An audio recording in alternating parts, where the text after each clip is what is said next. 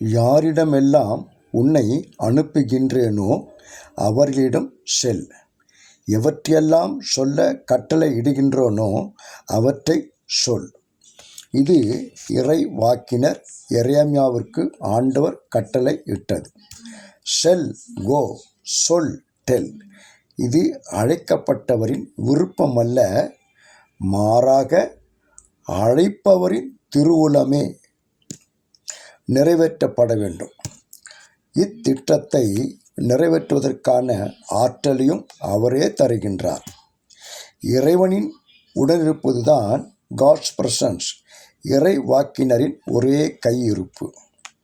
இப்பணியில் சமரசம் என்னும் பேச்சுக்கே இடமில்லை. No compromise. இது மாற்று சமுதாயத்தை ஏற்படுத்த நமக்கு விடுக்கப்பட்டுள்ள அழைப்பு.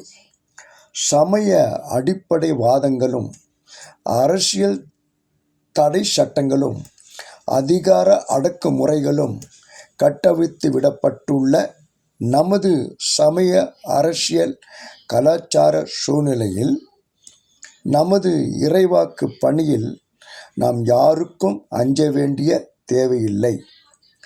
நம்மை அழைத்தவர் நம்மோடு இருந்து நம்மை உறுதியாய் வழிநடத்துவார்.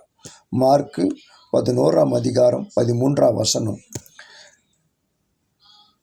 அப்போஸ்தலர் நடபடிகள் 4:19-20. செல்வோம், சொல்வோம், கடவுளின் சித்தத்தை நிறைவேற்றுவோம்.